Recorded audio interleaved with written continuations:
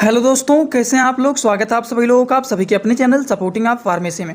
दोस्तों, आज का ये वीडियो आप सभी लोगों के लिए बहुत ही महत्वपूर्ण होने वाला है, क्योंकि आज की इस वीडियो में आप लोगों को नई जानकारी देने वाला हूं। आज के इस वीडियो में आप लोगों को बताने वाला हूं कि अगर मान लीजिए किसी को चोट लग जाता है, घाव बन जाता है, तो उसको सुखाने के लिए कौन कौन सी दवाइयाँ दिया जाता है। तो चोट लगने पर उसको सुखाने के लिए दवाइयाँ दिया जाता है, उसका इलाज किया जाता है, नहीं तो बहुत बड़ा घाव बन जाता है, वहाँ पर इन्फेक्शन हो जाता है, वहाँ पर मवाद बनने लगता है। तो इसीलिए चोट को सुखाने के लिए उसके लिए दवाइयाँ दिया जाता है। तो कौन कौन सी दवाइयाँ दिया जाता है, क्या क्या दिया जाता है, क्या ट्रीटमेंट होता है, सारी की सारी बात आपको एक ही वीडियो में बताने वाला हूं। तो दोस्तों, आज का ये वीडियो बहुत ही महत्वपूर्ण होने वाला है आप सभी लोगों के लिए। तो कोशिश करना कि एक बार इस वीडियो को पूरा आप सभी लोग जरूर देख लेना। एक महत्वपूर्ण सूचना ये है कि सपोर्टिंग आप फार्मेसी के इस चैनल पर यह वीडियो बनाया जाता है केवल और केवल मेडिकल छात्रों के नॉलेज के लिए। कोई भी दवा अपने से ना इस्तेमाल करें बिना डॉक्टर के सलाह के। दोस्तों, शरीर में घाव जो होता है ये अलग अलग प्रकार से देखा जाता है। जैसे कि मान लीजिए कहीं पर कट जाता है, कहीं पर छिल जाता है, कहीं पर किसी चीज़ों के दबने के द्वारा हमारे हाथों में पैरों में घाव बन जाता है, या फिर मान लीजिए कहीं पर फट जाता है, किसी भी चीज़ कोई चीज़ हमारे हाथों में धंस जाता है,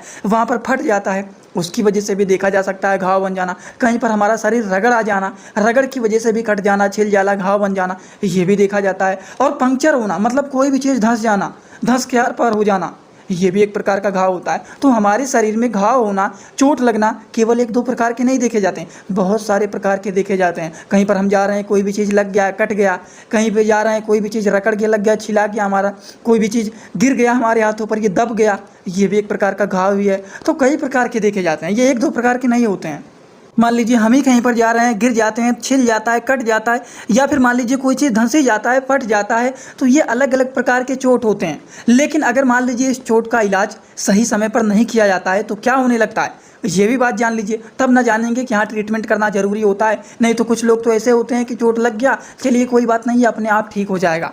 लेकिन समय पर अगर इलाज नहीं करते हैं तो वहाँ का त्वचा जो होता है वो खराब होने लगता है, वो डैमेज होने लगता है, वहाँ से स्मेल निकलने लगता है, और धीरे धीरे करके वहाँ का घाव जो होता है वो बड़ा होने लगता है, वहाँ के त्वचा का कलर बदलने लगता है, वहाँ पर मवाद बनने लगता है। ये तो खुद देखा गया है हमारे भी घर पे। हमारे जो अंकल हैं उनके भी पैरों में चोट लगा था, जो कि गांव में रहते हैं। वो गांव में रहते हैं तो उन्होंने सोचा कि चलिए कोई बात नहीं, अपने आप ठीक हो जाएगा।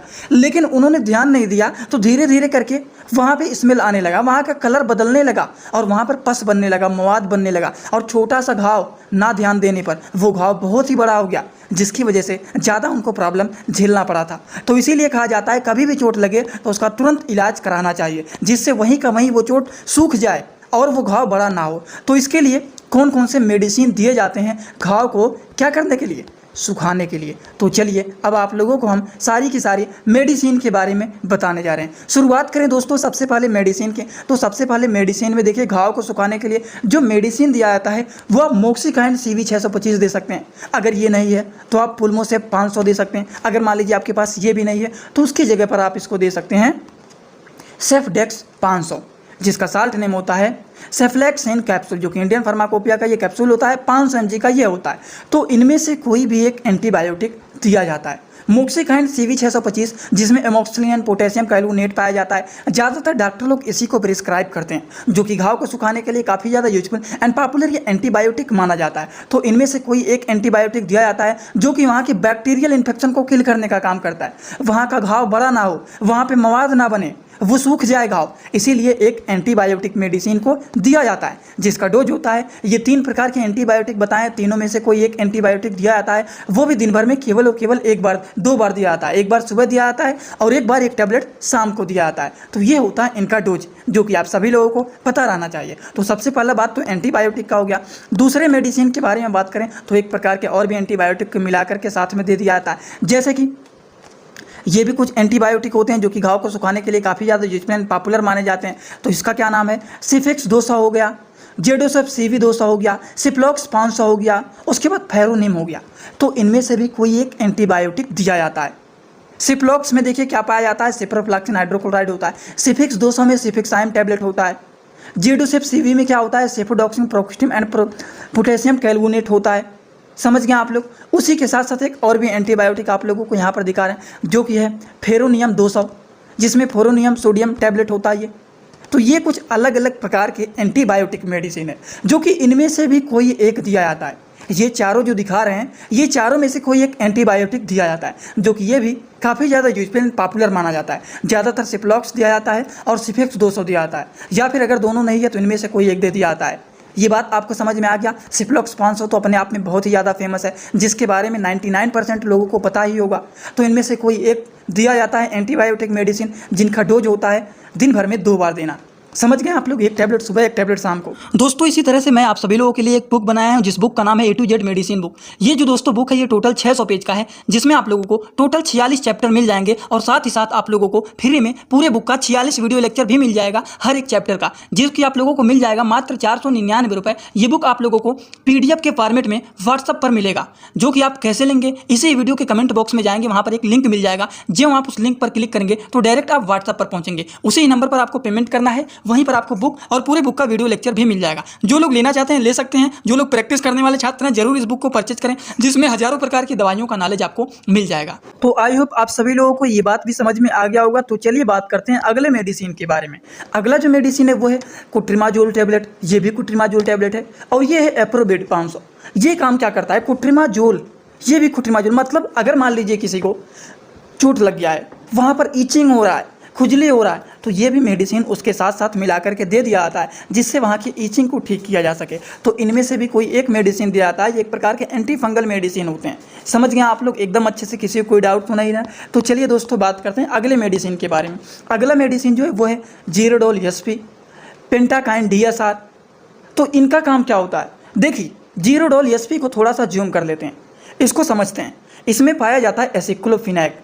फिनैक लगा हुआ है ना, तो मैंने बताया था एसिक्लोफिनैक रहे या फिर डाइक्लोफिनैक रहे, तो दोनों में फिनैक आ रहा है, तो ये दर्द को ठीक करने का काम करता है। सेरेसियोपेप्टिडेज लगा हुआ है, ये सूजन को ठीक करेगा। और पैरासीटामॉल का काम क्या होता है, ये हमारे शरीर के टेम्परेचर को मेंटेन करता है।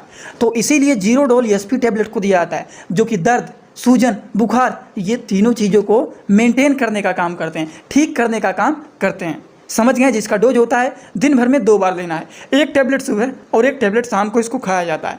पेंटाकाइन DSR का काम क्या होता है, उसको जानने से पहले थोड़ा सा समझिए पेंटाकाइन DSR में क्या क्या चीज़ें पाया जाता है। पेंटाकाइन DSR में पाया जाता है पेंटाप्राजोल गैस्ट्रो रेसिस्टेंट, मतलब पहला तो पेंटाप्राजोल पाया जाता है, दूसरा इसमें पाया जाता है डोमपेरिडोन प्रोलॉन्ग रिलीज कैप्सूल।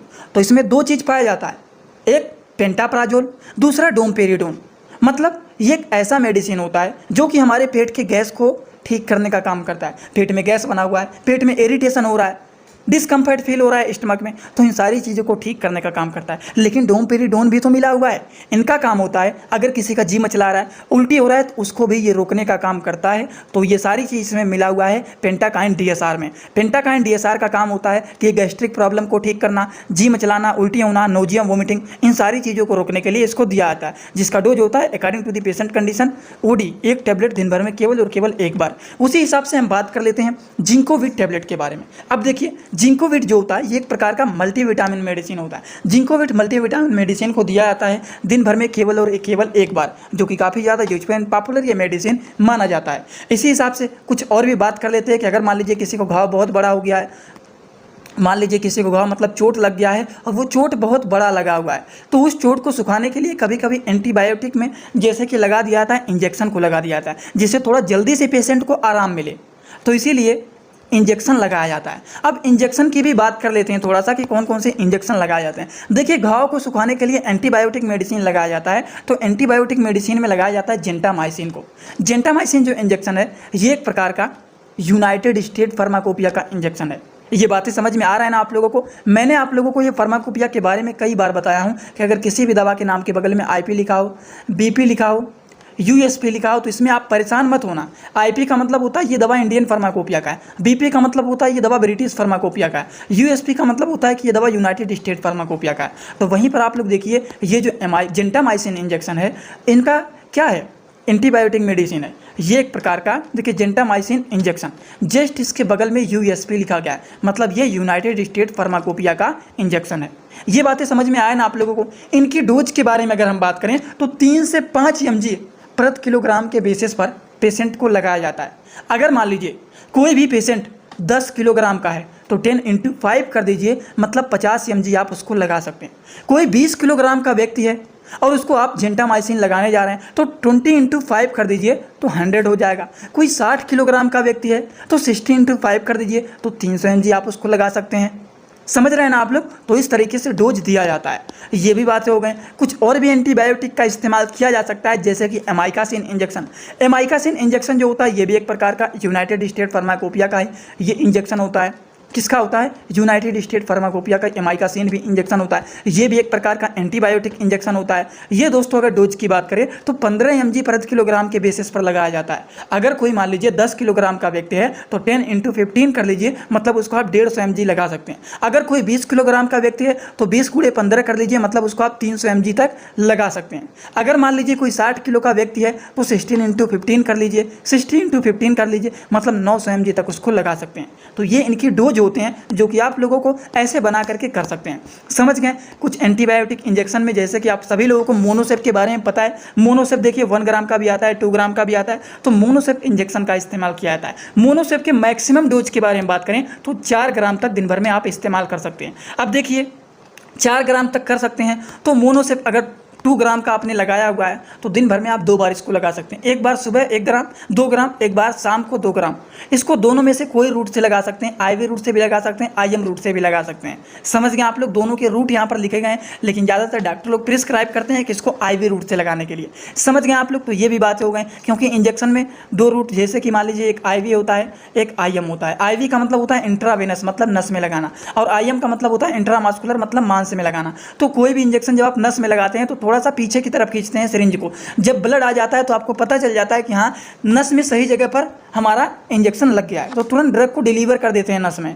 तो कोई भी दवा जब हम डायरेक्ट नस में लगाते हैं तो वो ड्रग हमारा डायरेक्ट हमारे ब्लड में जाता है, और जब हमारे ब्लड में जाता है कोई भी दवा डायरेक्ट तो उसका एक्शन जो होता है वो बहुत तेज होता है आईएम की तुलना में। तो इसीलिए जो आईवी आईवीएम दोनों में से कोई रूट से लगाने के लिए लिखा रहता है तो ज़्यादातर डॉक्टर लोग आईवी रूट से ही बोलते हैं। ये बातें आपको समझ में आ गया ना एकदम अच्छे से? तो चलिए बात करते हैं अब कुछ ऑइंटमेंट के बारे में। नहीं तो बहुत सारे लोग कहेंगे कि चलिए चोट लगा हुआ है, चोट को सुखाना है, ये चोट बड़ा ना हो जाए, तो इसके लिए बहुत सारे टेबलेट बता दिए, बहुत सारे इंजेक्शन बता दिए, तो क्या कोई क्रीम नहीं लगाएंगे? तो बिल्कुल क्रीम भी लगाया जाता है। तो कौन सा क्रीम लगाया जाता है चलिए उसको भी जान लेते हैं। देखिए दोस्तों, क्रीम में आता है बीटाडीन, आता है सिप्लाडीन, आता है। दोनों के जो साल्ट नेम होते हैं एकदम सेम टू सेम होते हैं। बीटाडीन का साल्ट नेम जो होता है पोविडीन आयोडीन ऑइंटमेंट होता है। ये एक प्रकार का यूनाइटेड स्टेट फार्माकोपिया का ये क्रीम होता है। उसी हिसाब से इसको भी देख लीजिए सिप्लाडीन के बारे में, ये भी पोविडीन आयोडीन ऑइंटमेंट होता है जो कि यूनाइटेड स्टेट फार्माकोपिया का ये होता है। ये 2 बात आपको समझ में आया ना? अब देखिए इनका काम क्या होता है। दोस्तों अगर किसी को चोट लग जाता है तो आप लोगों को पता है कि उसको बीटाडीन लगा करके पट्टी लगा दिया जाता है। तो बीटाडीन आता है वो लिक्विड फॉर्मेट में रहता है, लेकिन ये जो बीटाडीन होता है ये क्रीम होता है। तो इसको लगाया जाता है घर पर, दिन भर में 2 से 3 बार लगाया जाता है। इसका काम क्या होता है? ये बैक्टीरियल इन्फेक्शन को किल करता है और घाव को सुखाने का काम करता है। तो इसीलिए बीटाडीन या फिर सिप्लाडीन दोनों में से कोई एक क्रीम का इस्तेमाल किया जाता है। ये बातें समझ में आ गया ना आप लोगों को एकदम अच्छे से? तो दोस्तों आज की इस वीडियो में आप लोगों को मैंने बताया है अगर किसी को चोट लग जाता है तो उसको सुखाने के लिए कौन कौन सी दवाइयाँ दिया जाता है, कौन कौन से टैबलेट, कौन कौन से इंजेक्शन, कौन कौन से क्रीम, सारी की सारी बात आप लोगों को यहाँ पर बता दिया हूँ।